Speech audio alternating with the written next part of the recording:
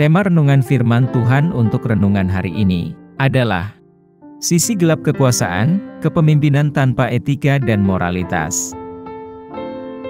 Ayat Alkitab yang kita baca sesuai bacaan Sabda Bina Umat GPIB hari ini adalah dari Matius 2 ayat 16 sampai ayat 18 yang berbunyi sebagai berikut.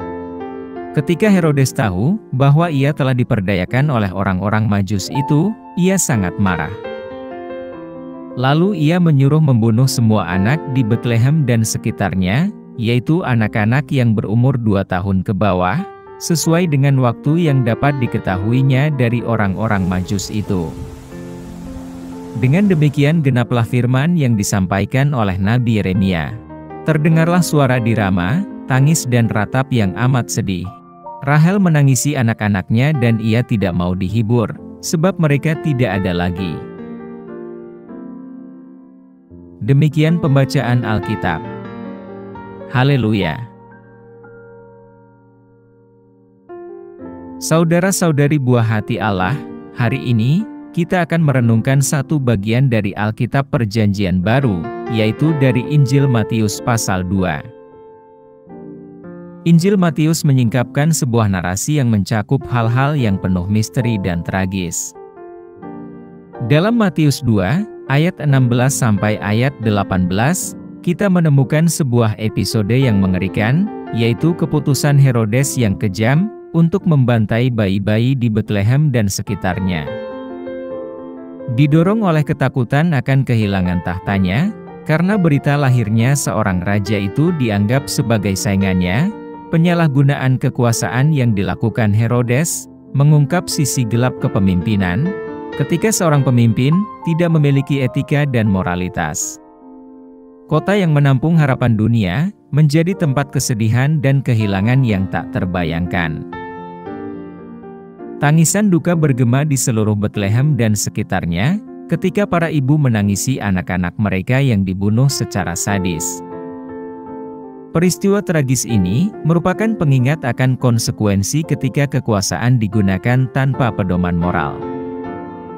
Tindakan Herodes menunjukkan dampak buruk yang dapat ditimbulkan oleh otoritas yang tidak terkendali terhadap orang-orang yang tidak bersalah. Peristiwa ini, yang merupakan penggenapan dari nubuatan Nabi Yeremia, menjadi salah satu dalil yang membuktikan ketuhanan Yesus Kristus. Dalam konteks masa kini, di mana kepemimpinan menjadi sorotan, dan dampak penyalahgunaan kekuasaan dapat dirasakan secara global, pesan yang terkandung dalam babak kelam sejarah ini, juga sangat relevan bagi kita. Apa pesan Tuhan untuk kita yang hidup di masa kini? Di tengah kepedihan dan duka cita akibat pembantaian yang dilakukan Herodes, pesan Tuhan kepada kita adalah seruan untuk menjunjung tinggi etika dan moralitas dalam kepemimpinan kita. Narasi tersebut menggarisbawahi pentingnya menyelaraskan kekuasaan dengan tujuan moral yang lebih tinggi. Dalam menghadapi penyalahgunaan wewenang, pesan Tuhan mendesak kita untuk mencari, memilih, dan mempromosikan pemimpin yang mewujudkan prinsip-prinsip etika, keadilan, dan kasih sayang. Hal ini merupakan seruan untuk membangun masyarakat dan institusi yang memprioritaskan kesejahteraan kelompok rentan dan melindungi kelompok yang tidak bersalah dari penyalahgunaan kekuasaan seorang pemimpin. Melalui bacaan firman Tuhan yang mendukakan hati ini, Tuhan mengingatkan kita bahwa Tuhan melihat dan ikut berduka bersama mereka yang menderita di bawah kepemimpinan yang menindas. Tindakan mengirimkan putranya ke dalam dunia, yang ditandai dengan penyalahgunaan kekuasaan, menunjukkan komitmen Allah untuk menebus umat manusia dari konsekuensi dosa, termasuk penyalahgunaan wewenang para pemimpin. Dalam konteks kita saat ini, pesan Tuhan menantang kita untuk secara aktif terlibat dalam upaya mencapai keadilan dan mendukung kepemimpinan yang memiliki etika dan moralitas yang baik. Apa yang harus kita terapkan dalam kehidupan kita sehari-hari? Tanggapan kita terhadap sisi gelap kekuasaan berakar pada iman kita kepada Yesus Kristus sebagai teladan utama kepemimpinan yang melayani. Tuhan Yesus, Raja di atas segala raja, menjalankan otoritasnya dengan kerendahan hati, penuh kasih sayang, dan komitmen terhadap tegaknya keadilan. Sebagai pengikut Kristus, kita dipanggil untuk meniru teladannya dalam peran kepemimpinan kita, baik di rumah, di tempat kerja, maupun di komunitas orang percaya. Iman kita harus terlihat jelas dalam upaya kita untuk memimpin secara etis, mengutamakan keadilan, dan melindungi kelompok yang rentan. Kita harus menanggapinya dengan bersikap waspada dan cerdas dalam mendukung para pemimpin yang beretika dan bermoral.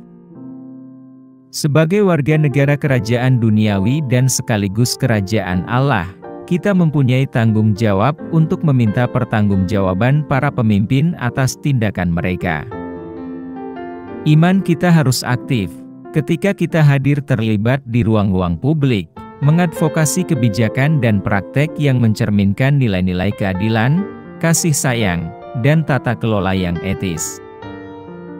Melalui doa dan kearifan, kita harus meminta bimbingan Tuhan dalam memilih pemimpin yang sejalan dengan prinsip-prinsip Tuhan.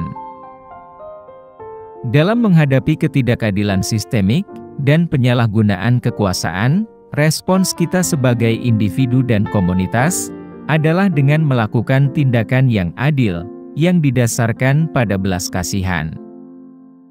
Kita harus secara aktif mendukung institusi dan setiap inisiatif yang berupaya mewujudkan keadilan dan kesejahteraan bagi kelompok yang rentan.